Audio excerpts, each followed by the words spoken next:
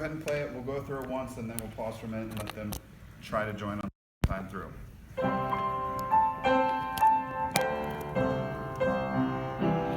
6 billion reasons to tell the world about my Lord. 6 billion reasons, and soon there'll be a billion more. Go preach in every land. Go tell salvation's plan. 6 trillion reasons I will go. Asia and Africa, people galore. Europe and America, many million more. People everywhere, all who need to hear. I will be a missionary volunteer.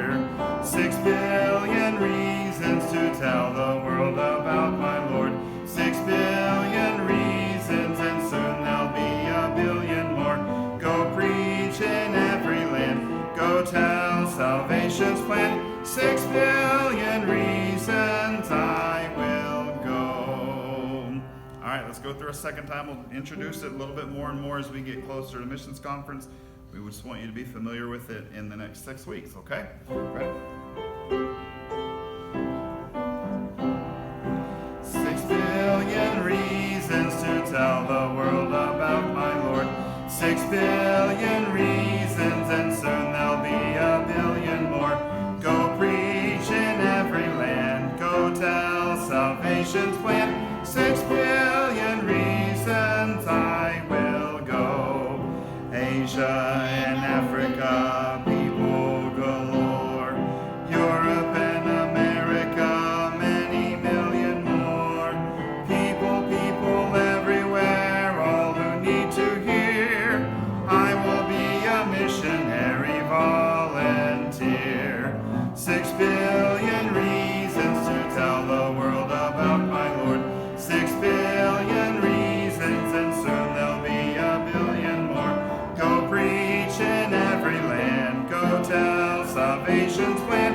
6 billion reasons I will go. Do you know what's sobering about that song? The words that say, soon there'll be a billion more. From the time they wrote it till now, we're at 8 billion. That's how fast population moves. Yep, it's very sobering. 422 in your hymn books. First and last verse is anywhere with Jesus. And then we'll be taking some of your favorites. 422.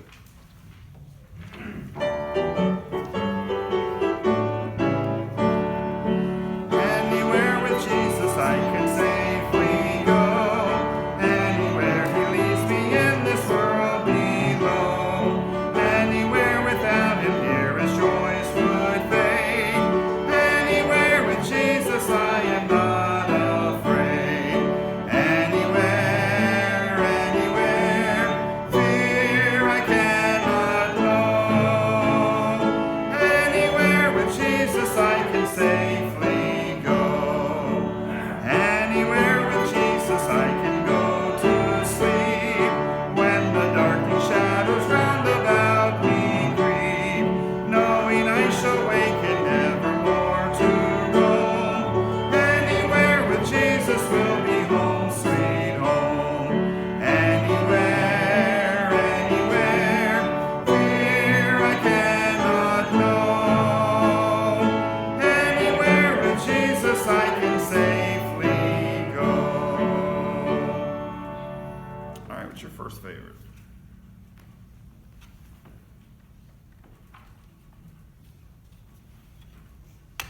Yes. 265. Close, but not quite right, huh, Robin?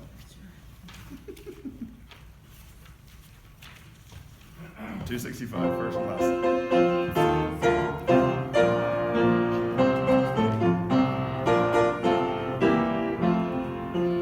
Will your anchor hold in the storms of life?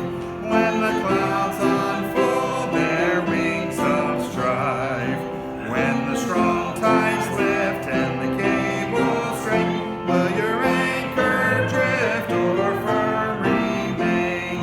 We have an anchor that keeps us whole, steadfast and sure.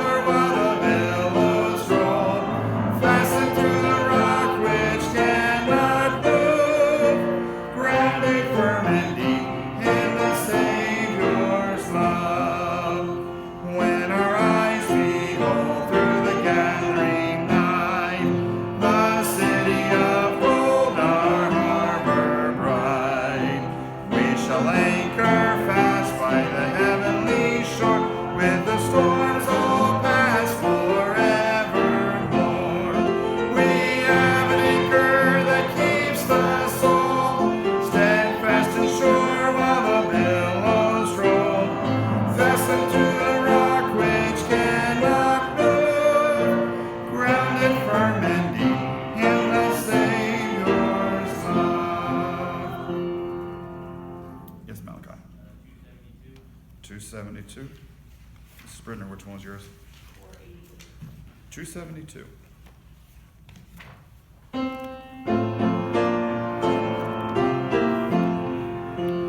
My hope is built on nothing less than Jesus' blood and righteousness. I dare not trust the sweetest friend, but wholly lean on Jesus' name. On Christ the solid rock I stand. All other ground is sinking sand. All other ground is sinking sand.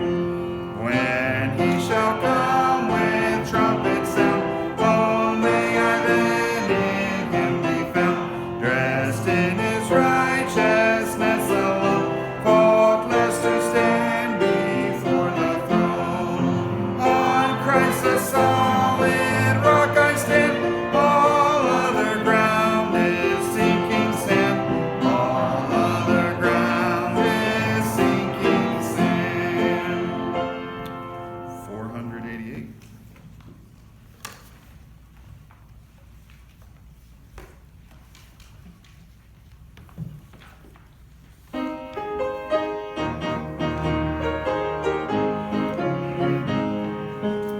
I will sing of my Redeemer and his wondrous love to me. On the cruel cross he suffered, from the curse to set me free. Sing, oh sing of my Redeemer, with his blood he purchased me. On the cross he sealed my pardon, paid the debt and made me free. I will sing of my Redeemer and his heavenly love to me. He from death to life hath brought me, Son of God with him to be. Sing, oh sing of my Redeemer, with his blood he purchased me. On the cross he sealed my pardon, paid the debt and made me free.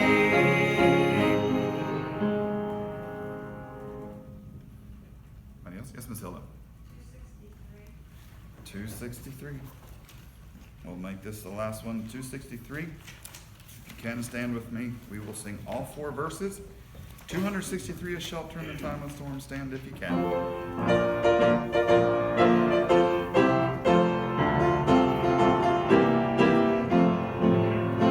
The Lord's our rock, in him we hide, a shelter in the time of storm. Secure whatever ill betide, shelter in the time of storm. Oh, Jesus is the rock in a weary land, a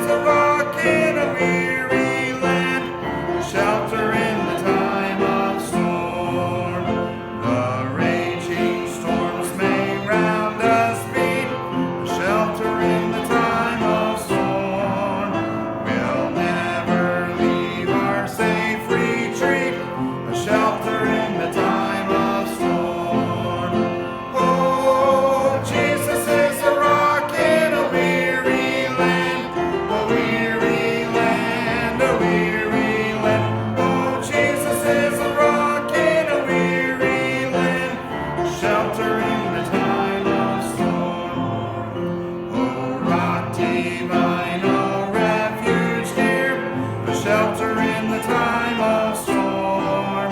Be thou our helper ever near, a shelter in the time of storm.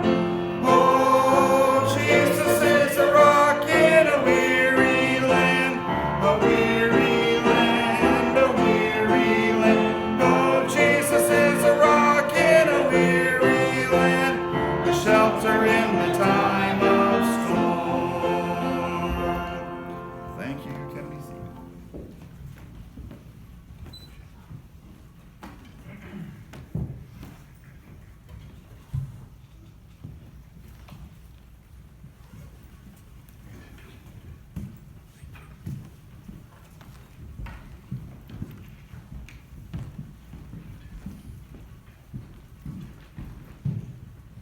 Good evening. It's good to have you. If you turn in your Bibles to Matthew chapter 6. Matthew chapter 6.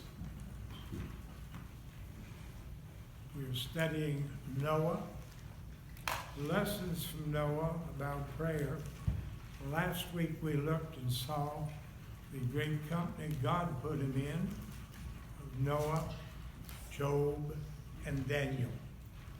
3 men, 3 different ages, 3 different types of troubles, trials. God said they were righteous men, unusually righteous, and that their righteousness was adequate to help them in hard times. We looked at that, and we saw in the matter of prayer that Noah teaches us about the products or results of prayer. Job teaches us about the promises of prayer. And Daniel teaches us about the practice of prayer. We're going to look some more here at the scriptures and learn some things about Noah that'll be of value to us, not only for knowledge, but for our own benefit's sake. Right? Matthew 6, verse 6, early ministry of Jesus, Sermon on the Mount. In the middle of it, you can read the context. It'll amplify, but I want to draw a couple of thoughts out of verse 6. Would you read verse 6 together for me now? But thou, when thou prayest, enter into thy closet, and when thou hast shut thy door, pray to thy Father which is in secret, and thy Father which seeth in secret shall reward thee openly. We have this matter of private prayer. There's group prayer taught in the scriptures and private prayer. We ought to use both according to what the Bible teaches. But Jesus is teaching something here. Now, I will mention on Noah, and I had a deacon in a church I was in the South, came and talked to me, taught Sunday school, and he was of the persuasion that Noah was an enigma because it's not recorded in the Bible that Noah prayed. No prayers of his are recorded. It's something he says missing there. Well, it wasn't missing. He's a good example of this verse. If you get alone with God and pray, he will see you there in your privacy, and he will reward you openly with answers. Now, how could you tell that this person in verse 6 has been praying? Not because you heard it, not because they told it, but because they get answers. The public answers. There's a difference between what might happen on coincidence and what might happen with people working. There's a difference between that and when something goes beyond human explanation. That's in the divine side in prayer. There's a God to whom we can talk to in secret, and he will reward us openly. Hudson Taylor wanted to make sure that he was connected well and capable in prayer before he went to China. He was 18, working a job, getting training in the medical field. And he wanted to learn how to move men through prayer to God alone. His boss was absent-minded, told him, if I forget to pay you on time, come and let me know, I'll appreciate it. But Hudson felt he needed to know, can I talk to God and get money to come from that boss that's forgetful? And he prayed, and sure enough, God brought that attention to the boss, and he said, well, I'll tear for it in the morning. Lord wouldn't let him do it. The money was needed that night, and he had to go and make the trip. No telephones, no human way of information, but he was under such an urgency. He left his comfort of his home, went and found Hudson in his rented room, gave him the money, and Hudson was able to pay the rent before midnight on time. That's the divine, not the human means. Praying in secret and God rewarding openly. The evidence of prayer is the answer. It's far more important that you're known for answers than it is for your praying. Some people are known for their praying, talk about prayer. But what about answers? It's best to be known for answers to prayer, more than knowledge, more than connections, more than explanations, answers to prayer. Have we such confidence in prayer? It's evident Noah did. We'll be looking at some of those in the weeks ahead. Let's go to another passage, Luke chapter 11. Luke chapter 11. I want you to see God's rules in this matter of praying and answers. We've studied some of the laws, some of the principles, some of the patterns, some of the levels of prayer. But we're just looking at some basics to better understand Noah. All right, Luke chapter 11, verse number 9. Would you read that together for me now?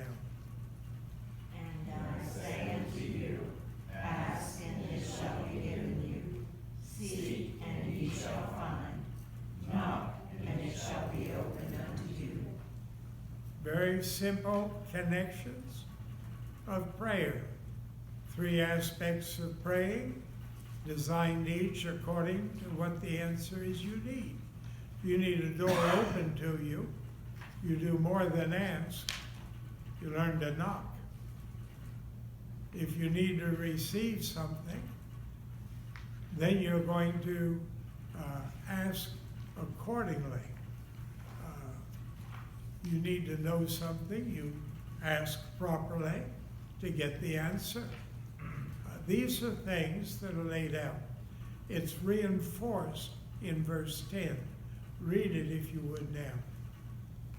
For everyone that asketh receiveth, and he that seeketh findeth, and to him that knocketh it shall be opened.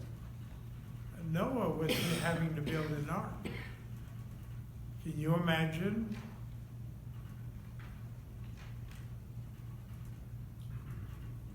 Asking to get the wood, seeking where to get that much wood. A friend of mine in Ohio was in the Navy during Vietnam. It was on one of the big Navy battleships. When he visited the ark, he said, this is about the same size. But the ark was made out of wood. They tell me that there are logs from every state in the Union that made lumber for the ark. It's enormous. I didn't have time trying to figure how many basketball courts you could get on each floor. But it was big.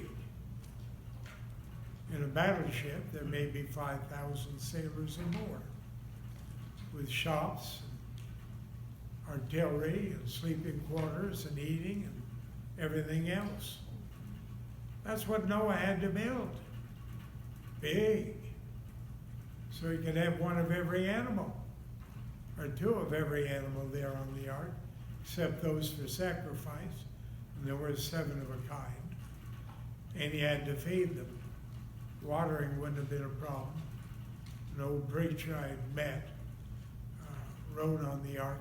He said they were floating in the water. They only had to put a spigot in the wall. They could have the water, all the water they needed. But the amount of food, and having been a farmer, he figured up about how much when he figured out all the animals, about what they'd eat, and figured to put all the animals bottom floor, feed on second floor, and live on third floor, top floor. The reason you put the food on the second floor was it's easier to put it down a chute than it is to carry it upstairs. So that's just farmer's logic. Hay mows usually on top. You don't put the cows up there and the hay down in the basement. That's the agricultural sense. But Noah had a lot to do. He had a lot of praying, asking, seeking, knocking.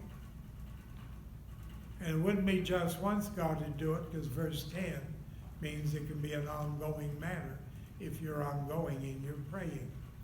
The relationship, ask, and you'll have. It comes.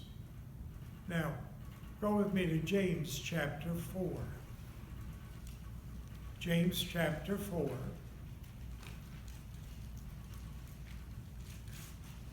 And we need verse number 2. James 4, verse 2. This is, shall we say, the negative of Matthew and Luke. Would you read verse 2 now for me?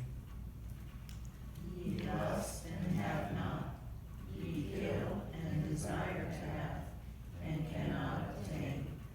Ye fight and war, yet ye have not, because ye ask not. So you can do whatever you want. You can get as violent as you want. But in the long run, it's not going to pay. You don't get because you don't ask. Jesus said, ask and you'll get. Ask and you'll get. Seek and you'll find. Knock and it'll be opened. But if you don't, you won't. Obviously, I don't understand why I don't get things. Somebody else does. Maybe they're praying and God's given it to them, and he's waiting till you pray for you'll get. Verse 3 now. Ye ask and receive not, because ye ask amiss, that ye may consume it upon your lusts. Wrong motive, wrong asking, no answer. No asking, no answer. Ask and you receive. Noah was receiving. He may have had neighbors that I could start a whole lumber yard on what Noah has coming in for that strange project he has. It never rained before. Earth had never been flooded in the history of mankind. And he's building this enormous boat out there. What for? Well, it's going to rain. What's that? It'll cause a flood. What's that? Think how many houses could be built out of the lumber for a battleship. Well, they could wish for it. They could beg for it. But Noah knew his God, and he was able to do exploits, according to the book of Daniel. He knew God. He was righteous. Let's take another scripture, chapter 5 of James, and verse number 16. We actually want the last half of the verse, but we'll read the whole verse for context. Would you read verse 16 for me now? Confess your faults one to another, and pray one for another, that ye may be healed. Be affectionate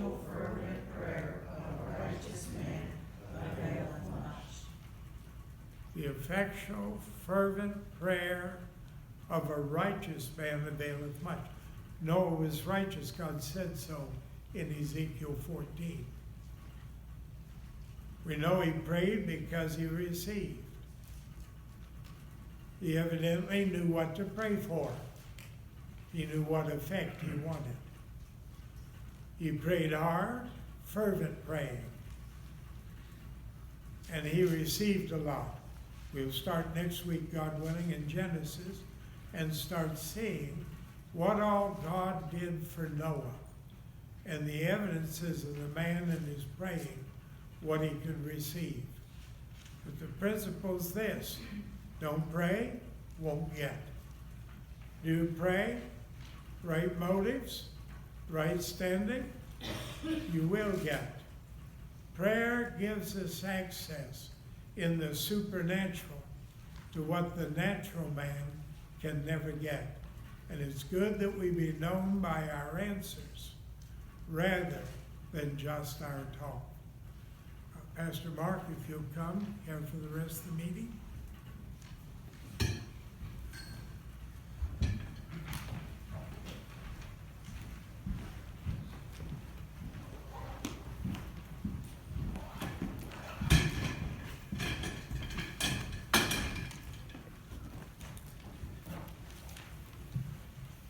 All right, if you have your prayer list, go ahead and take it out. And the praises and answers to prayer, thank the Lord for the homes that were reached with literature evangelism in Greencastle. Mrs. Wendell went out a couple of days and reached 54. The work crew in Jutai, Brazil, were 27 men in total. Hannah was sending Robin pictures while we were in South Carolina, and we're watching the progress. It's funny, every picture there were lots of men in one part or another. They were just working hard and making amazing progress on the stucco, both on the inside and outside. Had visitors on Sunday, glad to hear that. They had a good communion service there in Salinas, and I thank the Lord for the money coming in for the roof replacement. Please be praying for that. You can find that under number 2 under prayer requests. We need to get this roof replaced soon, especially before winter. Please be in prayer for Faith Promise offerings. We finished the month of August short again, and have had to not pay all of the ministries that we've been hoping to do. So please be in prayer for that. Missionary of the Week, pray for Dana Gamanal in Peru. Lord willing, in 3.5 weeks, I will be there. I'm going to be going to Peru the 17th, and that'll be a Tuesday. Land in Peru Wednesday morning. Be in a place called Cajamarca for a Bible conference Wednesday, Thursday, Friday. Saturday fly to be with Donna Joel Gamanal, and we'll be with them on Saturday, Sunday, Monday, and then fly back on Tuesday. So I would appreciate your prayers. That should be a 8-day trip for me down to Peru. 2 different things going on. Missions conference coming up in, as I mentioned, 6.5 weeks, or 5.5, I guess it would be. Ministry of the Week, Hope Academy. Pray as the students get started on Tuesday, and pray for our government leader of the week. It is President Joe Biden. Pray for him to have wisdom and discernment from the Lord. And then pray for the country of Israel as our nation of the week. Health concerns, pray for Deacon. He's not feeling well and is at home. Mrs. Zeiner is better than last Wednesday when I reported she needed a back brace. She was able to travel with Dr. Zeiner this week down to Florida for some ministry opportunities Dr. Zeiner has there. Heard from Mr. Kaufman's sister today. He had an appointment with his cardiologist. That went well, but it was exhausting to him, so please continue to pray for him if you would. I want to ask you to pray for my nephew, Bobby, John's son. He has pneumonia. He is in a bit of discomfort. My understanding is they're to try to get him to a doctor tomorrow. Is that correct? And possibly may need to go into the hospital. He's not doing well. And remember, he's had lung issues from the get-go, from the beginning. So please be in prayer for him. But also, the girls have, Deborah and Carolyn, have bronchitis. So not sure what has caused this to come about, but please be in prayer for Bobby. with his pneumonia, and the girls with their bronchitis in their recovery as well. It's been a rough couple of days for John and Fernando. We did find out today that the Jertbergs in Madagascar had their baby. It's a baby boy. I forget the height and weight is 21 inches long, 9 pounds, 7 ounces. As far as I know, there's no name that's been given to it yet. Told Rachel, still pulling for Mark. I don't think it's gonna happen. And also, Jerry Rostov called, Dad, please be in prayer for his brother-in-law. He may in fact have prostate cancer. All right, go ahead and cut that off. We'll take prayer request.